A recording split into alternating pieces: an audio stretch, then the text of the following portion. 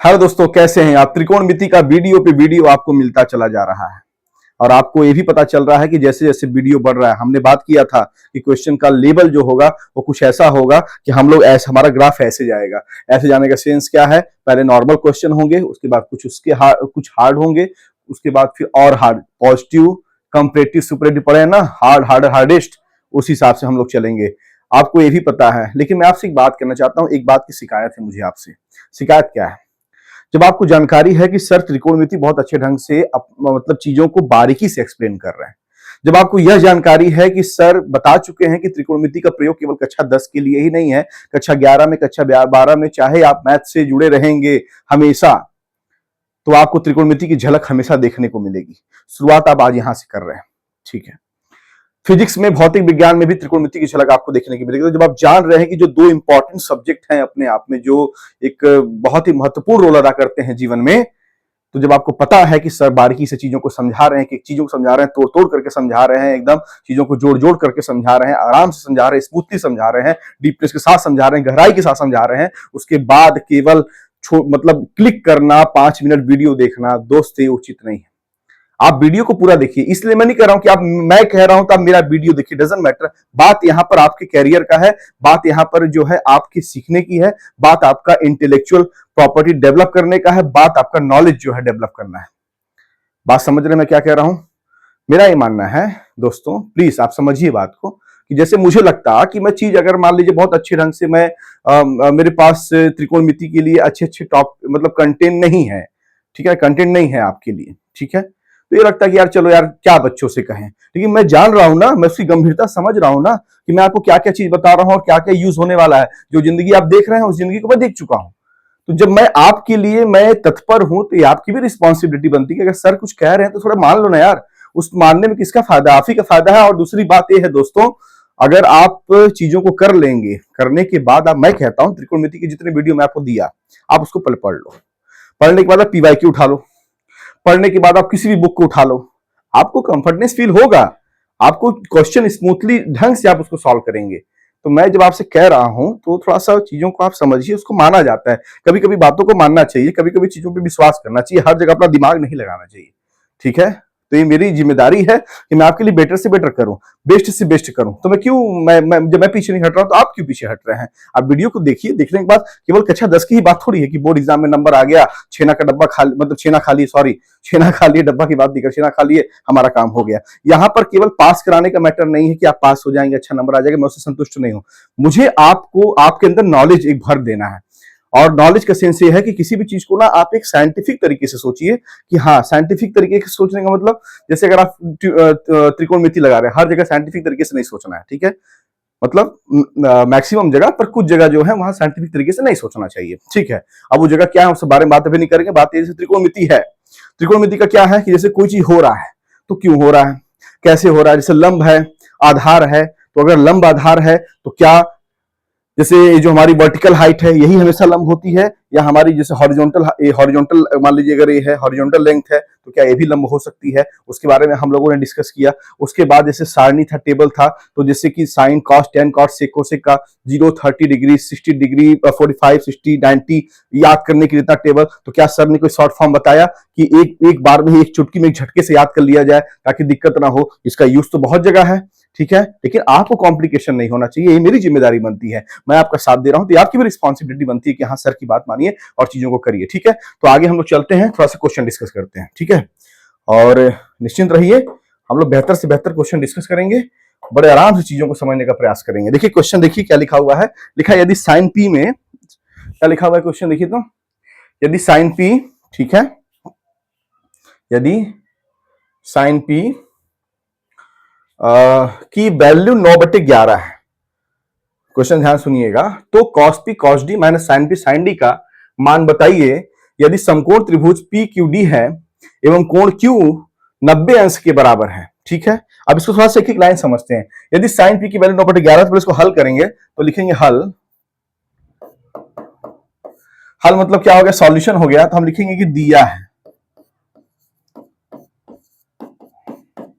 क्या दिया है? Sine P is equal to 9/11। और हमें निकालना क्या है, cos p cos d minus sin p sin d का मान निकालना है यदि समकोण त्रिभुज भी दिया है PQD। तो हम लिखेंगे कि हम क्या लिखेंगे कि समकोण त्रिभुज, हम लिखेंगे कि समकोण एक त्रिभुज बना लेते हैं। चलिए हमने बना लिया। और समकोण त्रिभुज में वो कह क्या रहा है पता है, समकोण त्रिभुज PQD है तो इसका नामकरण कर दिया PQD, लेकिन कह रहा है कि कोण Q जो है वो 90 अंश के बराबर है। तो इसका मतलब ये हो गया कि ये वाला जो होगा, क्योंकि ये देख रहे होंगे आप 90 डिग्री है, ये वाला क्या आ जाएगा, Q हो जाएगा। अब चाहे इसका नाम आप P रखिए चाहे इसका नाम रखिए, डजंट मैटर। तो मान लीजिए ये हो गया आपका P और ये वाला हो गया आपका D। अब हमसे वो क्या कह रहा है क्वेश्चन कि आपको निकालना क्या है, आपको निकालना है you have to calculate the, मैं एक पार्ट में क्वेश्चन लिखता हूं, एक पार्ट में उसको सॉल्व करूंगा, ठीक है। आपको निकालना है cos p cos d, ठीक है, और minus sin p sin d, ठीक है। यहां जितने भी हैं सब कैपिटल लेटर में, ध्यान दीजिएगा ना, सबके सब किसमें है, कैपिटल लेटर में है। PQD सब कैपिटल लेटर में है। कहीं देखने में अगर लगेगा अगर आपको स्मॉल लेटर टाइप का तो आप उससे घबराइएगा, सब कैपिटल लेटर में, ठीक है। चलिए अब क्या करना है, सॉल्व करते हैं। तो मुझे बताइए कि इसको ये कैसे आ सकता है, ये कब आएगा, ये कब मतलब कब निकलेगा, कैसे निकाल पाएंगे हम, जब हमको अगर cos p की वैल्यू पता चल जाए, अगर हमें cos d की वैल्यू पता चल जाए, अगर हमें sin p की वैल्यू पता चल जाए, sin d की वैल्यू पता चल जाए, तो इसमें हम वैल्यू पुट कर देंगे, हमारी क्या हो जाएगी, हमारी इसकी वैल्यू निकल जाएगी। तो एक काम करते हैं, cos p की बात करते हैं। तो cos p की बात करेंगे तो cos p अगर हम लाल बटा कक्का के हिसाब से देखेंगे तो cos p क्या हो जाएगा, आधार बटा कर्ण हो जाएगा। अब यहां पर सबसे बड़ी बात यह है कि sin p बराबर 9/11 है, तो sin p बराबर 9/11 क्या मतलब हो गया, इसका यह मतलब हो गया कि अगर मैं लिखूं कि sin p बराबर 9/11, तो अगर लाल बटा कक्का के हिसाब से देखूंगा तो ये हो जाएगा लंब बटा कर्ण हो गया, लंब की वैल्यू 9 हो गई और कर्ण की वैल्यू 11 हो गई। तो साइन पी कहां पर है, तो साइन पी यहां पर है।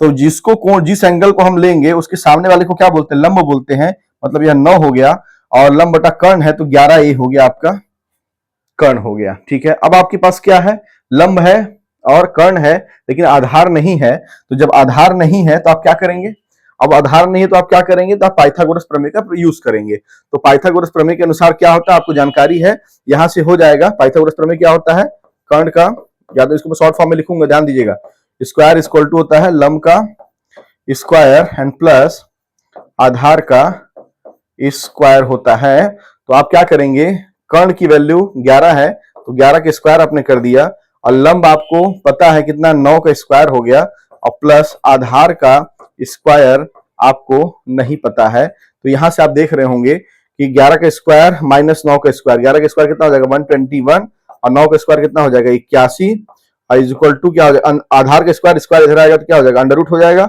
और उसके बाद ये हो जाएगा आपका आधार, एक में से एक गया 0, 12 में से 8 गया 4, अंडर रूट 40, इसकी क्या आ गई, वैल्यू आ गई, किसकी आ गई, आधार की आ गई, ठीक है, आधार की आ गई। तो आधार की वैल्यू आपने कितना निकाल लिया, अंडर रूट 40 निकाल दिया, साइन पी इक्वल टू 9/11 की मदद से। चलिए अब आपको निकालना है cos p cos d minus sin p sin d, सबकी इंडिविजुअल वैल्यू निकालिए।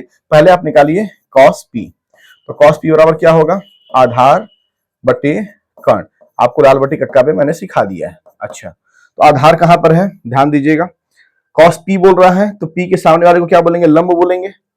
जो एंगल दिया जाता है उसके सामने वाले को लंब बोला जाता है। अगर ये एंगल लेंगे तो इसके सामने वाला फिर ये लंब हो जाएगा, ध्यान दीजिएगा। तो यहां पर आपको मैंने ये बताया, क्या बताया कि cos p is equal to आधार बटा कर्ण। अब जैसे cos p है, आधार, आधार कितना है तो अंडर रूट 40, और कर्ण कितना है तो 11, ये आपने cos p की वैल्यू निकाली। अब किसकी वैल्यू चाहिए आपको, cos d की, cos d निकालिए। चलिए, तो cos d बराबर क्या होगा लाल बटे कक्का के हिसाब से, आधार बटा कर्ण। आधार कितना है आपका, cos d आधार कितना है आपका, तो जब आपने इस एंगल को ले लिया तो इसके सामने वाले को क्या बोलेंगे, लंब बोलेंगे, और इसको आधार बोलेंगे। तो आधार कितना हो गया आपका 9, ठीक है, और उसके बाद कर्ण कितना हो गया आपका 11, 9/11 हो गया, ठीक है। ये आपने cos d निकाल लिया। अब sin p निकाल लीजिए, तो आप लिखेंगे sin p, लेकिन आपको ध्यान देना पड़ेगा sin p दिया हुआ है 9/11, आप 9/11 डायरेक्ट लिख दीजिए। उसके बाद क्या निकाल लीजिए, साइन डी निकाल लीजिए। तो साइन डी, अब ध्यान दीजिएगा, जब इस वाले एंगल को लेंगे तो सामने वाले को लंब बोलेंगे, और साइन डी बराबर क्या होता है, लंब बटा कर्ण होता है। तो सामने वाला लंब हो जाएगा, मतलब √40 को क्या बोलेंगे, लंब बोलेंगे, और कर्ण को क्या बोलेंगे, 11 बोलेंगे। ठीक है, अच्छा अब यहां से आपको क्या निकालना है, cos p cos d minus sine p sine D. तो आप यहां लिख दीजिए कि हमें निकालना है क्या, cos p cos d minus sine p sine d। चलिए cos p की वैल्यू रख दीजिए √40/11, तो √40/11 हो गया, इंटू cos d की वैल्यू रखिए 9/11 माइनस साइन p की वैल्यू रखिए 9/11 साइन d की वैल्यू रखिए, कितना हो जाएगा, साइन डी की वैल्यू कितनी हो जाएगी, √40/11 आप यहां पर देख रहे होंगे, ये वाला वैल्यू सेम, ये वाला वैल्यू सेम, इसका मतलब जो वैल्यू आ जाएगी वो कितनी आ जाएगी, 0 आ जाएगी। ये आपका क्या हो जाएगा, फाइनल आंसर हो जाएगा। ये आपका क्या हो जाएगा, फाइनल आंसर हो जाएगा। तो आप इसको लिख लीजिए।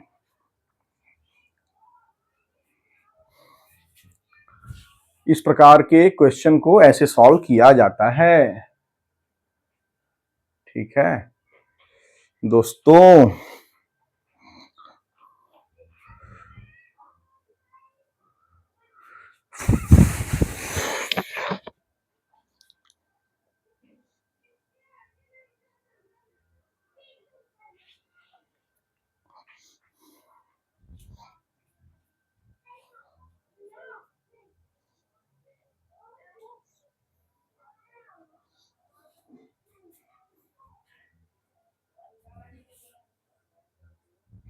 अब इसके बाद हम लोग नेक्स्ट क्वेश्चन देखते हैं। ठीक है, ये आपने कर लिया होगा, हम नेक्स्ट क्वेश्चन पे बात करेंगे। देखिए क्वेश्चन दिया हुआ है, क्या लिखा है क्वेश्चन, पढ़िए। लिखा है कि टेंजेंट का मान हमेशा, क्या लिखा हुआ है, टेंजेंट का मान हमेशा 1 से लेस होता है। कह रहा है कि टेंजेंट का मान हमेशा 1 से लेस होता है। इसका, अब इसको थोड़ा हम कैसे समझेंगे, जैसे मान लीजिए आप एक काम करिए, आप ना पहले एक समकोण त्रिभुज बनाइए, हम चेक कर लेते हैं। ये हमने क्या बनाया, समकोण त्रिभुज, इसका कोई भी नामकरण कर दीजिए। मान लीजिए हमने नाम कर दिया जेड एक्स, और इसका कर दिया पी। ठीक है, पी। चलिए अब उसके बाद ये कह रहा है टेंजेंट का मान हमेशा 1 से लेस होता है, मतलब वो कह रहा है कि अगर हम टेंजेंट का वैल्यू देखें, ऑलवेज, ऑलवेज मतलब हमेशा, तो वह वैल्यू क्या होगा, 1 से लेस होगा। क्योंकि जो हमेशा शब्द लग गया है ना, इसी पे आप जोड़ दीजिएगा। जैसे कि मान लीजिए, ठीक है, टेंजेंट की वैल्यू कहीं 1 से कम हो गई, ठीक है, कोई दिक्कत नहीं है, होता भी होगा, होता भी है। अब मान लीजिए टेंजेंट की वैल्यू हमेशा कह रहा है, हमेशा 1 से कम होता है, तो हम कोई एक ऐसा एग्जांपल दे दें कि टेंजेंट का वैल्यू 1 से अधिक दिखा दे, तो फिर हम बोल देंगे कि हाँ, इस कथन जो है सत्य है कि असत्य है, तो हम तुरंत बोल देंगे कि कथन क्या है, असत्य है। ठीक है, ध्यान समझिएगा। तो पहले हमारा काम यह है कि अब हमें कोई ऐसा वैल्यू चाहिए जिसमें हमको पता चल जाए कि हाँ, टेंजेंट की वैल्यू 1 से बढ़ रही है, और 1 से जहां बढ़ गई, अगर मान लीजिए हम वैल्यू नहीं दे पाए, तब तो स्टेटमेंट सत्य हो जाएगा। अगर हमने वैल्यू दे दिया तो स्टेटमेंट क्या हो जाएगा, असत्य हो जाएगा। ठीक है, चलिए ट्राई करते हैं। तो tan z कह रहा है ना, एक बताइए कि tan अगर z मैं लेके चलूं तो लाल बटा कक्का के हिसाब से होता क्या है, लंब बटा आधार होता है। अब tan z इक्वल टू का लंब बटा आधार होता है, तो z कहां पर है, यहां पर है, तो इसके सामने वाले को क्या बोलेंगे, इसको बोलेंगे लंब, इसको क्या बोलेंगे, आधार, और ये आपका क्या हो जाता है दोस्तों, मेरे कर्ण हो जाता है। अब मुझे बताइए कि अगर लंब मान लीजिए 4 हो, ध्यान समझिएगा, और आधार 3 हो, तो कर्ण कितना होगा, तो कर्ण हो जाएगा अंडर रूट लंब का स्क्वायर मतलब 4 का स्क्वायर, और प्लस आधार मतलब 3 का स्क्वायर। सॉल्व करेंगे तो अंडर रूट 16 प्लस 9 25, 25 का अंडर रूट 25, और 25 का निकालेंगे तो कितना आएगा, 5 आएगा। मतलब आपका कर्ण कितना आ गया, 5 आ गया। चलिए ठीक है, अब एक काम करते हैं, वैल्यू पुट करिए थोड़ा सा, तो tan z इक्वल टू लंब बटा आधार। तो लंब कितना है आपका 4, आधार कितना हो गया 3। अब 4 में 3 से भाग दीजिए, तो 3 4 3 एकम 3, 1.0 3 तिहाई 9, 1.0 3 तिहाई 9, एक ऐसे, मतलब 3 बार बार रिपीट होगा, मतलब 1.3 बार कह सकते हैं। मतलब जैसे कि 1.3 बार, ये कंफर्म हो गया कि 1 पॉइंट आने का मतलब हो गया 1.3 बार, मतलब 1 पॉइंट सम नंबर आ रहा है, इसका मतलब ये हो गया कि ये किससे बड़ा है, एक से बड़ा है ना।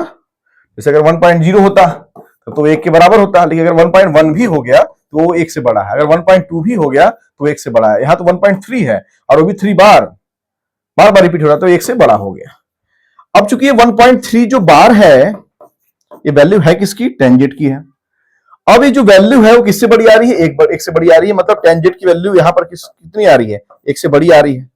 अब एक से बड़ी आ रही है, लेकिन ये कह रहा है कि हमेशा एक से लेस होता है, और यहां तो एक से बड़ी आ रही है, इसका मतलब ये गलत कह रहा है, ये हमें परेशान कर रहा है, इसको मना कर दो, इसको बोलो तुम जाओ। तो यह कथन क्या हो जाएगा, असत्य हो जाएगा। ठीक है, लिख लीजिए।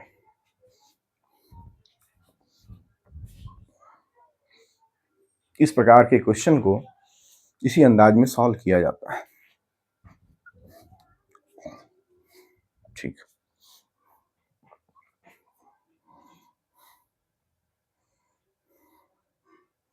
अब बात करते हैं थोड़ा सा, अब समय आ गया है, आगे क्वेश्चन को सॉल्व करने से पहले हम लोग थोड़े से महत्वपूर्ण सूत्रों के बारे में बात करेंगे, महत्वपूर्ण सूत्रों के बारे में बात करेंगे।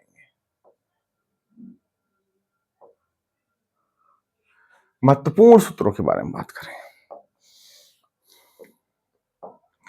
क्या है महत्वपूर्ण सूत्र, त्रिकोणमिति के हैं, बहुत सारे हैं, तो क्या बात किया जाए, तो हाँ किया जाए। कैसे किया जाए बताता हूं। सर ने आपको कुछ समझाया है, सर ने आपको कुछ समझाया है, और उसी का आपको क्या करना है, फायदा उठाना है दोस्तों, और बड़े अच्छे ढंग से उसको हम लोग करेंगे, सॉल्व करेंगे। चलिए, महत्वपूर्ण सूत्र किसके, त्रिकोणमिति के, किसके, त्रिकोणमिति के। महत्वपूर्ण गलत हो गया क्या, हाँ गलत तो हो गया, महत्वपूर्ण, सॉरी, महत्वपूर्ण, यहां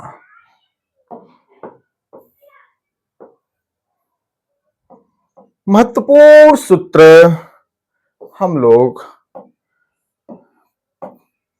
करने जा रहे हैं।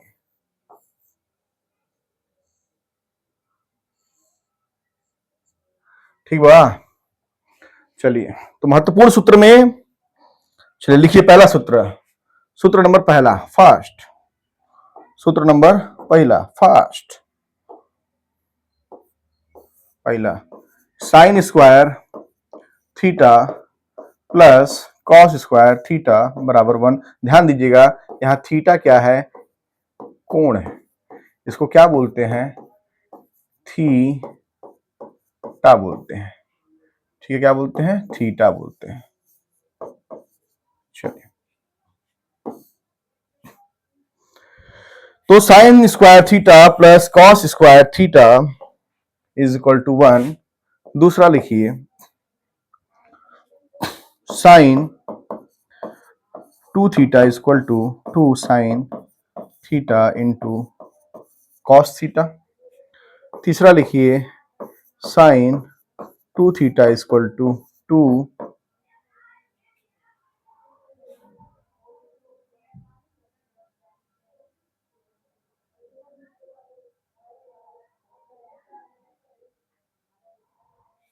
Sign 2 theta is equal to 2 sine theta into cos theta. चौथा, cos 2 theta is equal to लिखिए 1 माइनस 2 साइन स्क्वायर थीटा। पांचवा, कॉस 2 थीटा बराबर लिखिए 2 कॉस स्क्वायर थीटा माइनस 1। और छठवां, कॉस 2 थीटा बराबर cos square theta minus sign square theta. अभी मैं समझाऊंगा कि कैसे कैसे याद करना है, तरीका बताऊंगा, बड़ा बेहतरीन तरीका। पहले लिख ला भैया हमार, मेरे बाबू लोग, मेरे भैया लोग, मेरे सोना लोग, अच्छे से पढ़ो लिखो आगे बढ़ो। एक गुरु का एक आशीर्वाद है अपने विद्यार्थियों के लिए। तुम लोग यार बहुत बेहतरीन हो, बहुत अच्छा करोगे अपने जीवन में, तुम लोग कॉन्फिडेंस से भरे हुए हो, तुम लोग के अंदर कोई कमी नहीं है।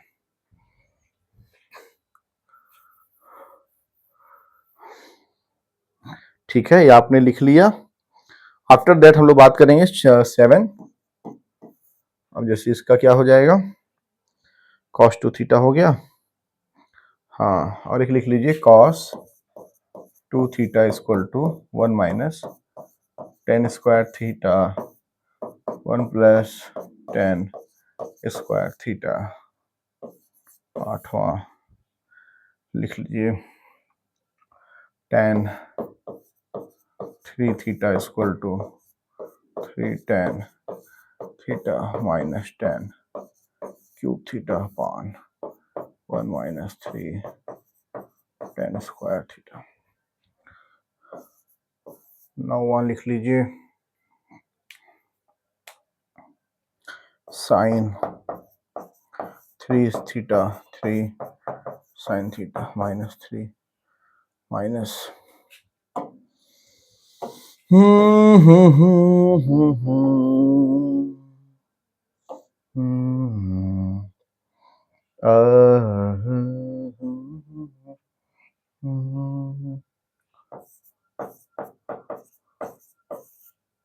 -4 साइन क्यूब थीटा। 10वां लिख लीजिए cos 3 theta equal to 4 cos cube theta minus 3 cos theta. 11वां लिख लीजिए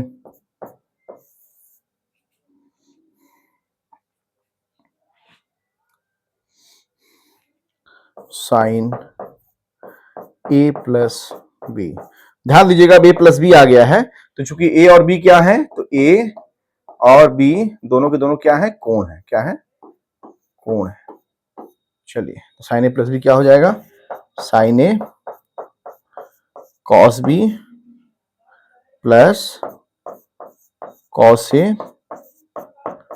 साइन b। इतना लिख लीजिए, पहले लिखिए फिर हम इरेज करते हैं ना, आराम से इसे लिखते चलिए फिर इरेज करेंगे।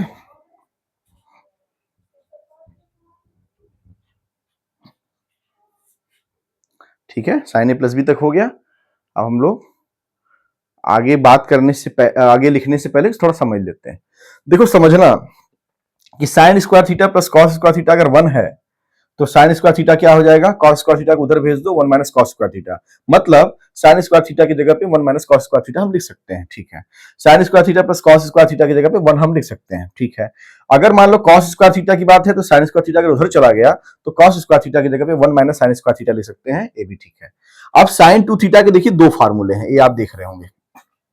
cos 2 थीटा के 3 फार्मूले हैं, ये भी आप देख रहे होंगे। तो आप ध्यान समझिएगा, अगर मैं कहूं कि sin 2 थीटा का फार्मूला sin और cos के फॉर्म में बताओ, तो तुम ये पहले वाला क्या बोलते हैं फार्मूला आप हमको बताएंगे। ठीक है, अगर मैं आपसे कहूं क्या 2 बार हो गया क्या sin 2 थीटा का, I am sorry, I am very very sorry, there is some mistake, there is some mistake, थोड़ा सा मिस्टेक है, घबराना नहीं है, ये वाला मिस्टेक है बस।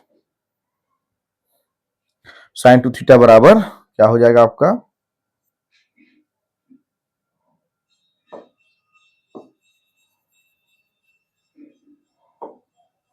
To tan theta upon 1 plus tan square theta. अगर मैं साइन 2 थीटा का फार्मूला बोलूं साइन और कॉस के फॉर्म में बताने के लिए, तो आप इसका यूज करेंगे।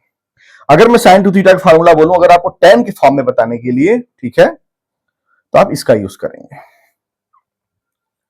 अगर आप cos 2 थीटा का फार्मूला अगर मैं आपको बोलूं 1 minus 2 sine square theta 2 cos square theta minus 1 cos square theta minus sign square theta, तो आप ध्यान दीजिएगा, अगर मैं कहूं cos 2 थीटा का फार्मूला साइन के फॉर्म में बताओ तो आप इसको बोलेंगे cos 2 थीटा का फार्मूला अगर मैं cos के रूप में बताओ तो आप इसको बोलेंगे, और अगर मैं कहता हूं कि cos 2 थीटा का फार्मूला दोनों फॉर्म में बताओ cos और साइन के फॉर्म में, तो आप इसको बोलेंगे। ठीक है, उसके बाद अगर मैं कहता हूं कि cos 2 थीटा का फार्मूला tan के रूप में बताओ तो आप इसको बोलेंगे। और tan 3 थीटा पूछूंगा तो आप इसको बोलेंगे, sin 3 थीटा बोलूंगा तो आप इसको बोलेंगे, 3 sin theta minus 4 sin cube theta, cos 3 theta बोलूंगा तो 4 cos cube theta minus 3 cos theta, और sin a plus B equal to sin a cos b plus cos a sin b, ठीक है। sin a plus B equal to sin a cos b plus cos a sin b, ठीक है। अब इसके बाद हम लोग इसको थोड़ा सा इरेज करेंगे। अब इरेज करेंगे, अब इरेज करने के बाद हम इस पे थोड़ा और कुछ लिखवाएंगे और फार्मूला लिखवाएंगे, सूत्र याद कर लेंगे। कक्षा 10, कक्षा 11, कक्षा 12 कहीं कहीं कहीं भी त्रिकोणमिति आएगा, तो ऐसा नहीं कह रहा हूं कि आप पूरा सॉल्व ही कर लेंगे। जैसे समाकलन में आया त्रिकोणमिति, तो वहां समझाया जाएगा आपको कि समाकलन कैसे किया जाता है क्लास 12th में, ठीक है। लेकिन आपको कक्षा हाँ 10 में सॉरी समाकलन कैसे होता है बताया जाएगा, लेकिन त्रिकोणमिति जब आएगा उसमें उसका यूज होगा तो आप बहुत अच्छे ढंग से यूज करेंगे, आपके सर के ऊपर से नहीं जाएगा, कहने का मतलब है। अच्छा, साइन ए प्लस बी का हम लोगों ने लिख लिया, अब हम थोड़ा साइन ए माइनस बी का लिख लें। साइन ए माइनस बी का फार्मूला लिख लें, तो क्या हो जाएगा भैया, sign A cos B minus cos A sine B. चलिए, उसके बाद अगर मैं लिखूं कि sign sorry cos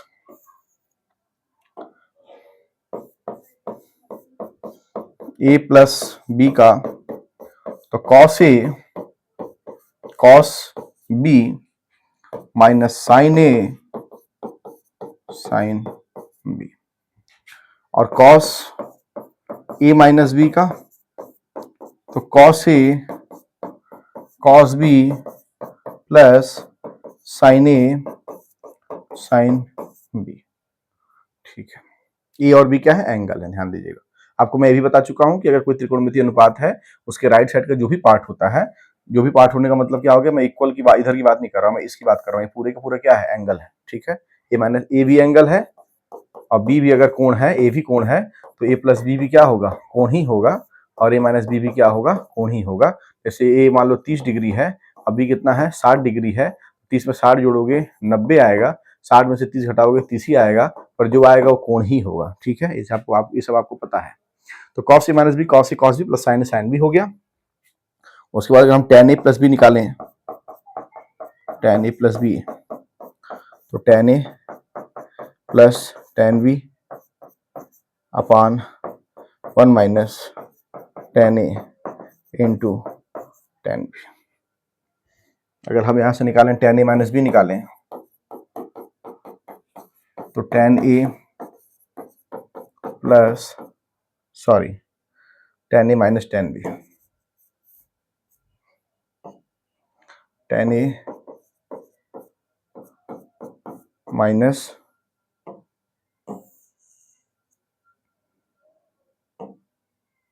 tan A minus tan B upon 1 plus tan A into tan B.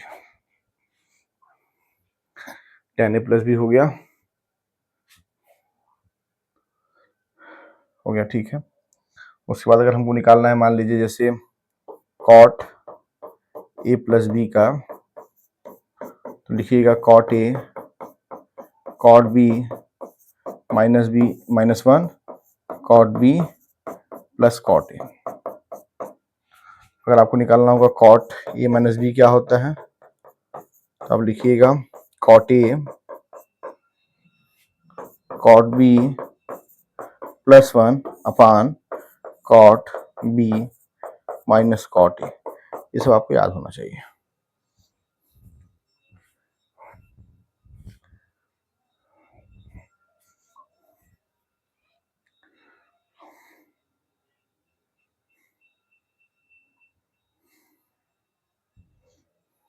ठीक है, और फॉर्मूला क्या हो सकता है, क्या और बताना जरूरी है। हाँ, और आपको व्युत्क्रम संबंध पता ही है, कैसे व्युत्क्रम संबंध था, साइन का किससे था, कोसेक से था,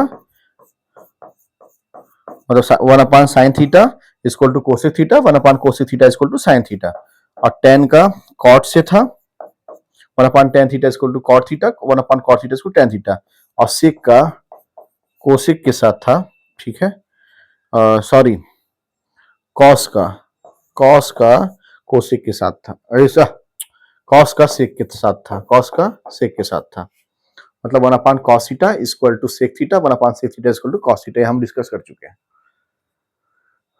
ठीक है, तो इसको आप लिख लीजिए, इसके बाद हम लोग डिस्कस करते हैं और क्या क्या जरूरी हो सकता है। सारणी मैंने आपको बता दिया है कि साइन का याद कर लो, तो cos tan cot sec cosec का कैसे निकालना है आप निकाल सकते हैं, आपको रटने की जरूरत नहीं, ये हमारी आपकी बात हो चुकी है। ठीक है, एक चीज आता है, एक एक एक, एक मैं और डिस्कस करना चाहता हूं आपसे कि जैसे एक आप सुने होंगे कि जैसे 90 माइनस थीटा, 90 प्लस थीटा और 180 माइनस थीटा और 180 प्लस थीटा, इस वाले मैटर में बच्चों को बहुत कंफ्यूजन रहता है। क्या रहता है? कंफ्यूजन रहता है। जैसे ये हो गया आपका sine cos tan cot sec cosec, बहुत कंफ्यूजन होता है। अब इस कंफ्यूजन को आज दूर कर देते हैं।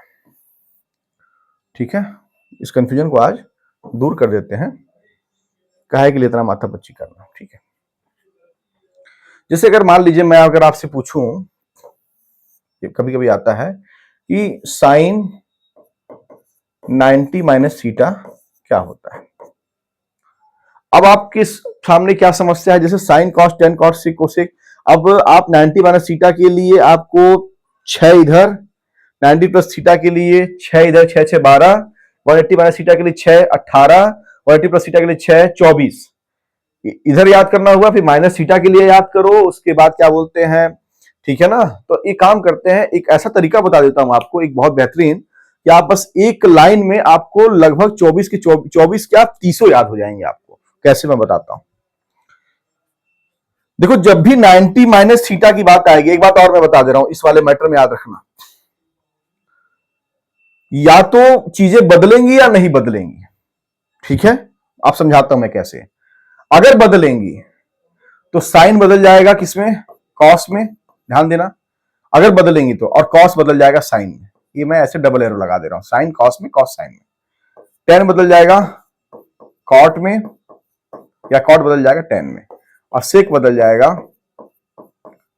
कोसेक में, या कोसेक बदल जाएगा सेक में।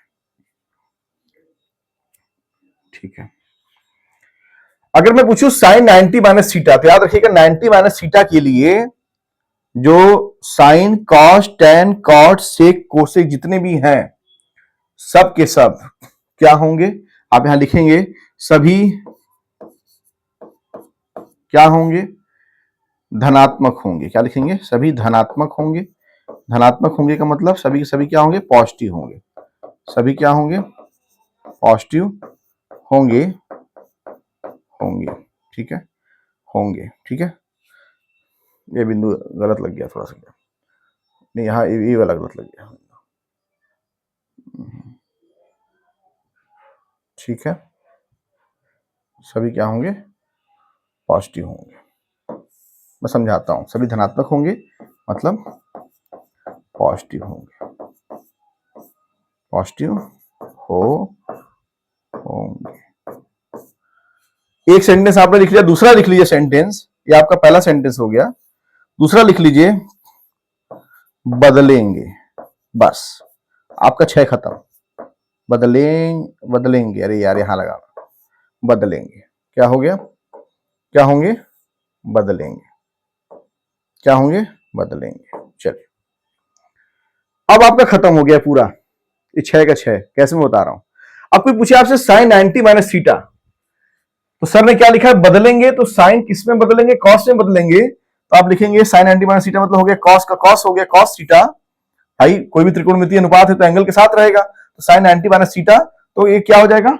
बदलेंगे। लिखा है सर ने, किस में बदलेंगे? साइन कॉस में बदल गया, और उसके बाद सभी धनात्मक होंगे मतलब प्लस कॉस थीटा। प्लस लिखने की जरूरत नहीं, आप प्लस आप लिख भी दीजिए, कोई दिक्कत नहीं, प्लस कॉस थीटा। देखिए आपने तुरंत बता दिया। जैसे मान लीजिए मैंने कह दिया टेन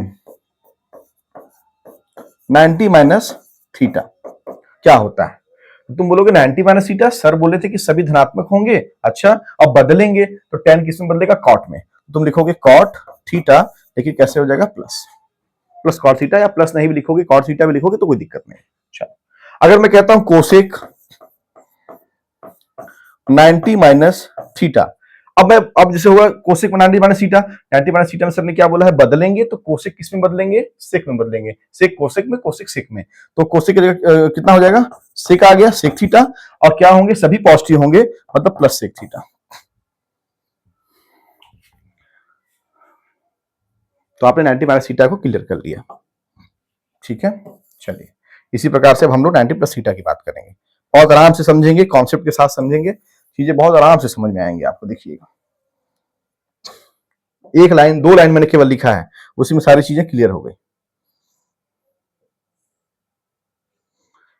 90 प्लस थीटा के लिए क्या मैटर आएगा, हम लिखेंगे, देखिएगा ध्यान से ना, 90 प्लस थीटा के लिए कॉस और सेक धनात्मक होंगे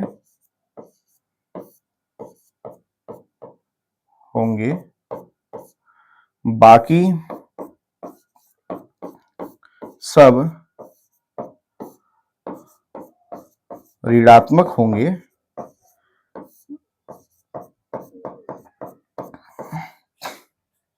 बदलेंगे, दूसरा हम लिखेंगे हाँ बदलेंगे, इसमें भी बदलेंगे और इसमें भी बदलेंगे। चलिए देखते हैं थोड़ा सा। तो अब मान लीजिए मैं आपसे पूछता हूं कि साइन, हम लोग देखिए यहीं पर एक्सपेरिमेंट कर रहे हैं, ध्यान दीजिएगा, ये हम लोग क्या कर रहे हैं, एक्सपेरिमेंट कर रहे हैं, प्रयोग कर रहे हैं, तो सीख रहे हैं, ठीक है। चलिए साइन 90 प्लस थीटा,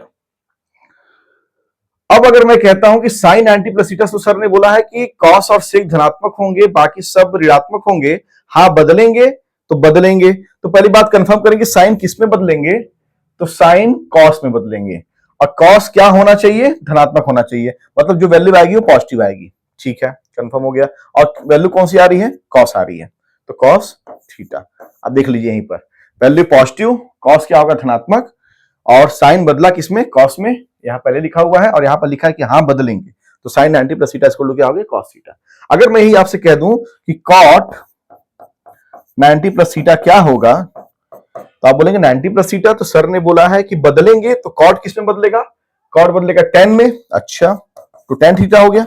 अब कॉट tan में बदलेगा, तो ध्यान दीजिएगा इन्होंने कहा है कि कॉस और सेक धनात्मक होंगे बाकी सब ऋणात्मक होंगे, तो कॉस सेक तो है नहीं, ये तो tan है, तो tan क्या होगा, ऋणात्मक, मतलब ये हो जाएगा माइनस tan थीटा, क्या हो जाएगा, माइनस tan थीटा।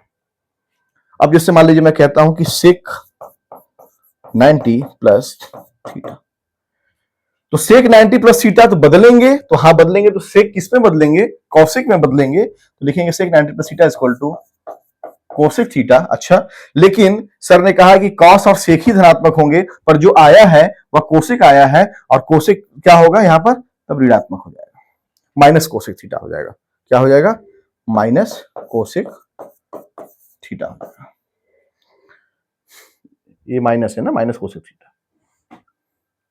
तो आपको 90 प्लस थीटा भी समझ में आ गया, ठीक है। अब हम लोग 180 माइनस थीटा के लिए देखते हैं, एक सेंटेंस, दो सेंटेंस लिखूंगा केवल, साइन एवं कोसेक धनात्मक होंगे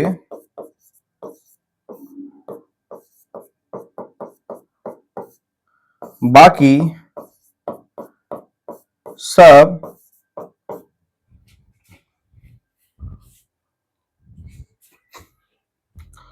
ऋणात्मक होंगे,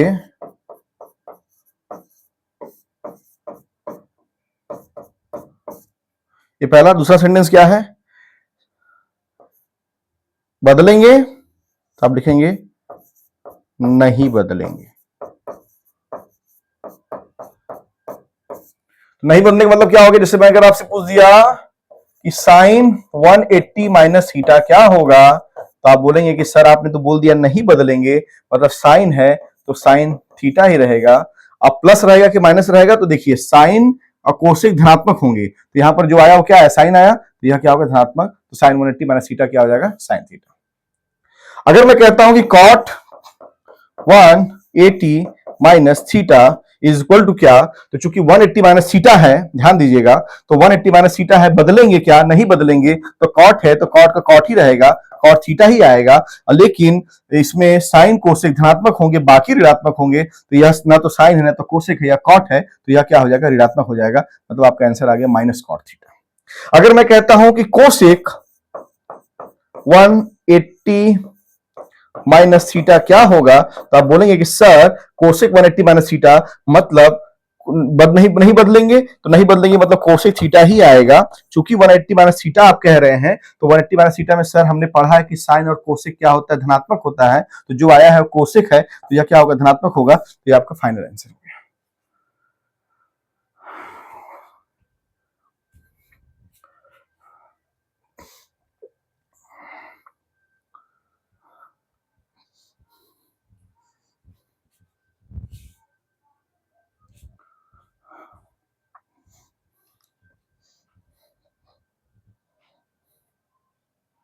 ठीक है, अब थोड़ा हम लोग बात करेंगे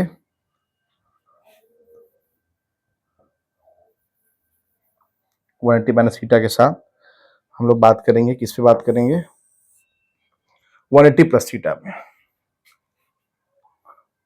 साइन 180 प्लस थीटा, दो सेंटेंस लिखूंगा इसमें भी। पहला, tan और कॉट पॉजिटिव मतलब धनात्मक होंगे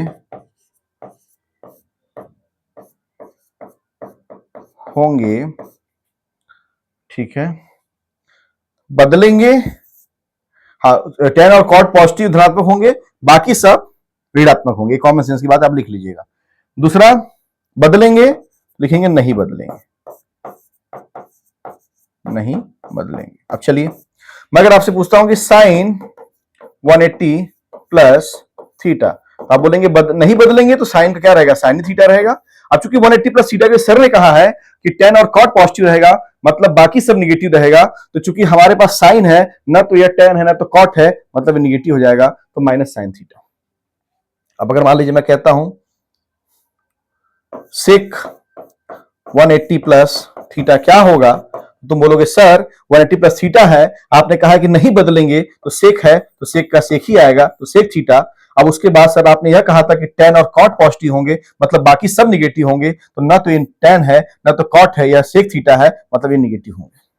अगर मैं कह दूं कि tan 180 प्लस थीटा क्या हो जाएगा, तो आप बोलेंगे दोस्तों कि सर आपने कहा था कि 180 प्लस थीटा में नहीं बदलेंगे, मतलब tan है तो tan ही थीटा आएगा, लेकिन सर आपने ये भी कहा था कि tan और कॉट पॉजिटिव होंगे, सर ये जो आया हो tan है, मतलब यह पॉजिटिव होगा, मतलब प्लस tan थीटा आएगा, मतलब या tan थीटा आएगा, प्लस लिखने की जरूरत नहीं, लेकिन माइनस आएगा तो आपको माइनस लिखना पड़ेगा। तो आज के बाद 90 minus theta, 90 plus theta, 180 minus theta, 180 plus theta का लोचा खत्म, लोचा खत्म, फिनिश, फ्यां, फ्यां, फ्यां।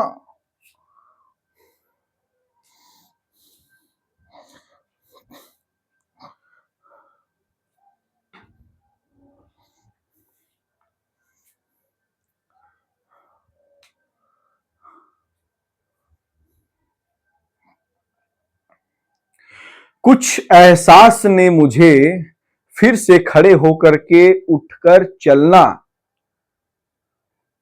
प्रेरित किया। कुछ एहसास ने मुझे खड़े होकर चलने के लिए क्या किया, प्रेरित किया,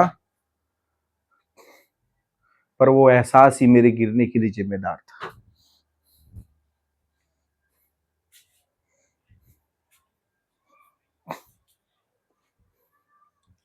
वाह वाह वाह वाह, चले ठीक, ये लिख लिया आपने, और अगर कभी कुछ छूट जाए ना तो वीडियो को थोड़ा रिवर्स करके लिख लिया करिए, टेंशन नहीं लेने का, ओके। अब 180 माइनस 190 माइनस थीटा हो गया, 90 प्लस थीटा हो गया, 180 माइनस थीटा हो गया, 180 प्लस थीटा हो गया। अब मान लीजिए जैसे 90 अब इसे माइनस थीटा के लिए, माइनस थीटा के लिए अब बात करेंगे किसका किसका ये हो गया ऐसे, और sign, cos, tan, cot, sec, cosec. चलिए, अगर मैं कहूं कि साइन माइनस थीटा क्या होगा, तो पहले मैं एक सेंटेंस लिख लूं, तो याद रखिएगा माइनस थीटा के लिए कॉस और सेक धनात्मक मतलब पॉजिटिव होंगे,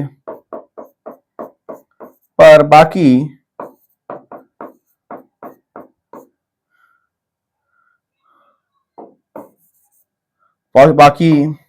सब बाकी सब ऋणात्मक होंगे।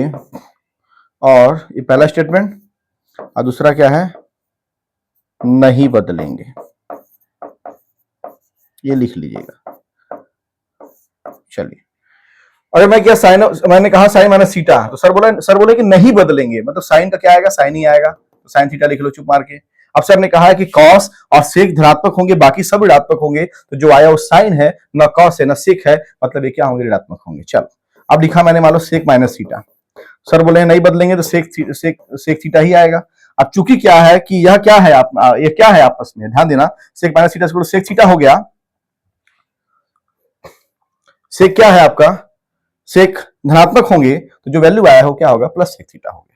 मान लीजिए पूछ दिया कॉस माइनस थीटा, तो सर ने बोला नहीं बदलेगा, मतलब कॉस माइनस थीटा मतलब कॉस थीटा ही होगा, लेकिन कॉस धनात्मक होंगे तो प्लस कॉस थीटा। कह दिया मैंने टेन माइनस थीटा क्या होगा, तो तुमने बोला, सर ने बोला कि नहीं बदलेगा, टेन माइनस थीटा मतलब क्या हो जाएगा, टेन थीटा हो जाएगा।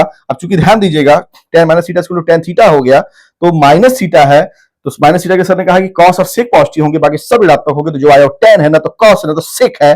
इसका ये मतलब हुआ कि ना तो वो कॉस है ना तो ये सेक थीटा है। इसका यह मतलब हुआ कि ये जो वैल्यू होगा वह क्या होगा, ऋणात्मक होगा, माइनस टेन थीटा होगा। टेन टेन टेन टू, ठीक है।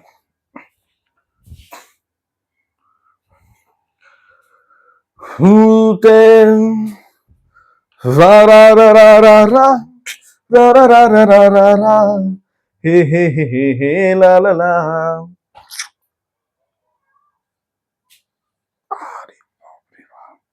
कमरवा बड़ी पिरात हो। तो आपने ये सब चीजों को सीख लिया। अब उसके बाद बाकी चीजों को हम लोग डिस्कस करेंगे नेक्स्ट वीडियो में। नेक्स्ट वीडियो आपको कल शाम को 7 बजे आपको